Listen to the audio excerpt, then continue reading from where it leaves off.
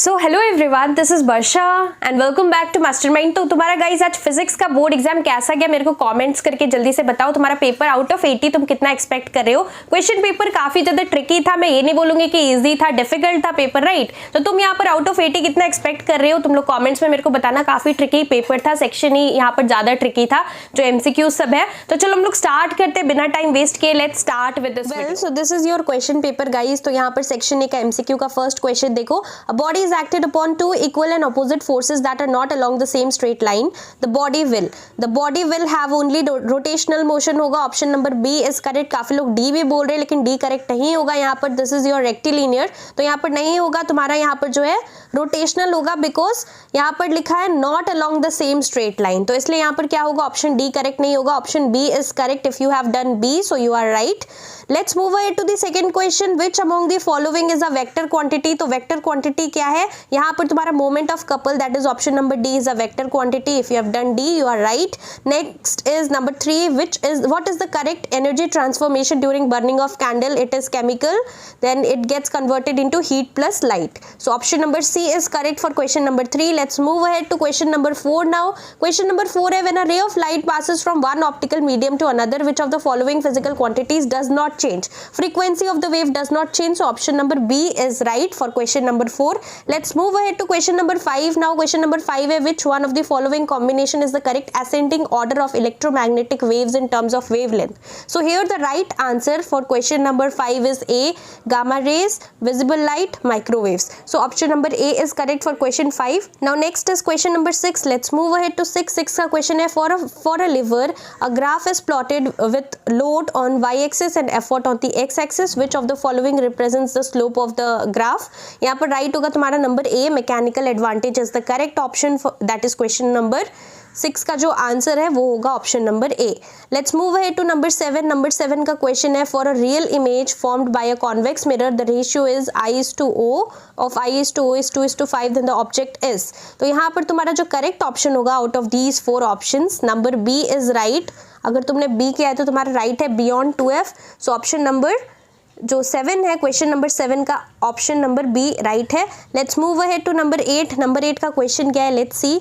Number 8 है तुम्हारा यहाँ पर, a ray of light is incident normally on a face of an equilateral prism. यहाँ पर टोटल डेविएशन पूछा है, तो 60 नहीं होगा, 120 होगा total deviation. 60 plus 60 is 120, so option number D is correct for question number 8. Let's move ahead to question number 9 now. Question number 9 जो है, in a closed circuit containing bulb and a cell, यहाँ पर जो है तुम्हारा correct formula कौन सा होगा, रिलेशन नंबर बी राइट है। V is equal to E minus IR is right, so option number B correct है। Let's move ahead to number 10. Number 10 का क्वेश्चन है, यहाँ पर तुम्हारा एक न्यूमेरिकल है, इसको सिंपली तुम्हें कैलकुलेट करना था, तो तुम्हारा करेक्ट ऑप्शन नंबर डी है फॉर क्वेश्चन 10। 0.5 जूल पर ग्राम पर kelvin is correct, so option number D correct है फॉर क्वेश्चन नंबर 10।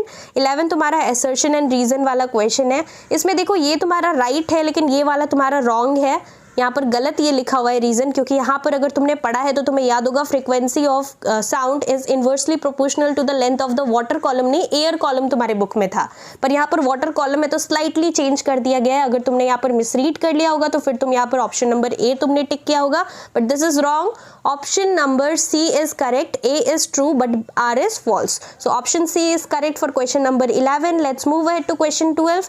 क्वेश्चन 12 तुम्हारा यहाँ पर एक डायग्राम तुम्हें दिख रहा है यहाँ पर, और हमें यहाँ पर बताना है आउट ऑफ दीज 4 ऑप्शंस, जो कि तुम्हारा करेक्ट ऑप्शन है for question number 12। It is number C, parallel in Y and series in Z, तो ऑप्शन नंबर सी करेक्ट है for question number 12।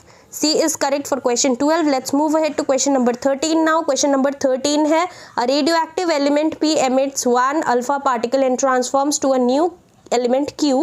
What will be the position of the element Q in the periodic table? It will be number D, 2 groups to the left of P. So option number D is correct for question 13. Let's move ahead to question number 14. Question number 14 का यहाँ पर लिखा है highest temperature वाला, ये तुम्हारा correct answer है option number D, that is lead।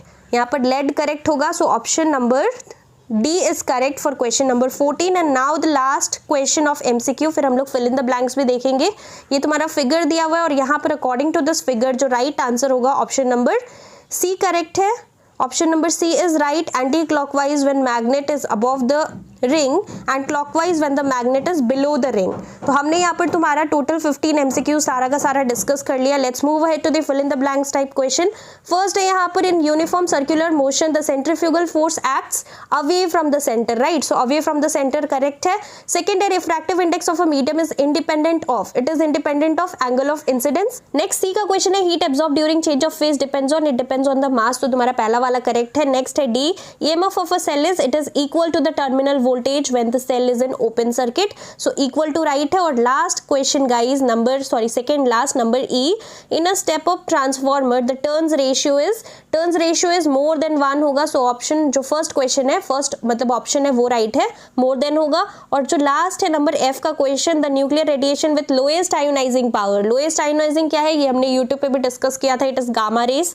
So gamma तुम्हारा जो लास्ट वाला ऑप्शन है वो राइट है. तो हमने गाइस तुम्हारा सारा क्वेश्चन 1 एंड क्वेश्चन 2 का क्वेश्चंस डिस्कस किया सेक्शन ए से. तुम्हारा यहाँ पर कितना स्कोर आ रहा है एमसीक्यूज में और यहाँ पर फिल इन द ब्लैंक्स में कमेंट्स में मेरे को जरूर बताना. और आउट ऑफ 80 तुम कितना एक्सपेक्ट कर रहे हो. नेक्स्ट वीडियो तुम्हारा यहाँ पर कौन सा है, तुम्हारा कमर्शियल एप्लीकेशंस है या होम साइंस है या फिजिकल एजुकेशन है या कंप्यूटर है, कमेंट्स में मेरे को जल्दी से बताओ. So that's all for this video. Thank you so much for watching. तो देखो मैंने यहाँ पर तुम्हारे लिए रिसेंटली ई बुक्स लॉन्च किया है for ICSE chemistry and bio. E books in the sense देखो गाइज अभी यहाँ पर तुम्हारा बोर्ड एग्जाम चल रहा है और जो 2 पर्टिकुलर बोर्ड एग्जाम्स के बीच में गैप है, this is the only time that you are left with. और इस पर्टिकुलर लिमिटेड टाइम के अंदर तुम्हारे पास इतना टाइम नहीं है कि तुम हर एक चैप्टर का हर एक क्वेश्चन को हर एक टॉपिक्स को डिटेल्स में कर सको, राइट. और यहाँ पर केमिस्ट्री के लिए सिर्फ एक ही दिन का गैप मिला है, राइट. तो यहाँ पर इस ई बुक के अंदर ओनली लिमिटेड क्वेश्चन है और वही पिक्ड क्वेश्चन है, वही इंपॉर्टेंट क्वेश्चन है जो 2025 के लिए होने वाला है सबसे ज्यादा इंपॉर्टेंट. और लास्ट नाइट बिफोर एग्जाम तुम लोग अगर सिर्फ ये सारा क्वेश्चन जो कि ई बुक के अंदर प्रोवाइडेड है तुम लोग कर लेते हो तो तुम्हारा यहाँ पर 90+ के ऊपर मार्क्स आ सकता है. बिकॉज यहाँ पर जो है वही पिक्ड अप क्वेश्चन है जो 2025 के लिए होने वाला है सबसे ज्यादा इंपॉर्टेंट और जो यहाँ पर 2025 बोर्ड एग्जाम्स में आने वाला है. देखो यहाँ पर हमने हिस्ट्री एंड सिविक्स का भी ई बुक लॉन्च किया था प्लस ज्योग्राफी का भी किया था, 4 सब्जेक्ट्स के लिए किया था. जिन लोगों ने यहाँ पर history and civics and geography का लिया था और प्रिपरेशन वहां से किया था तुम सभी को पता है कि एक्जैक्टली सेम टू सेम वही सारा क्वेश्चन यहाँ पर सारा का सारा क्वेश्चन ई बुक से आया था, right. And the best part is that this is a handwritten e book और इसके अंदर सॉल्यूशंस भी प्रोवाइडेड है. बायो का जितना भी इंपॉर्टेंट डायग्राम बेस्ड क्वेश्चंस है, जितना भी इंपॉर्टेंट बायोलॉजिकल टर्म्स है, ऑड वन लोकेशन सारा कुछ प्रोवाइडेड है. प्लस केमिस्ट्री का जितना भी इंपॉर्टेंट इक्वेशंस है, जितना भी क्वेश्चंस है सब कुछ यहाँ पर प्रोवाइडेड है. तुम अच्छे तरीके से यहाँ पर last night before exam preparation कर सकते हो. Now let me tell you the price. For chemistry it is 149 and for bio also it is the same. और गाइज यहाँ पर अगर तुम लोग इससे सारा कुछ अच्छे तरीके से कर लेते हो तो तुम बोर्ड्स में डेफिनेटली साइंस के सब्जेक्ट्स में ये दोनों सब्जेक्ट्स में बहुत ही अच्छा मार्क्स ला सकते हो. So link is there in the description box. Description box के अंदर लिंक है, do check it out if you want to score good marks in your ICSE 2025 board exams.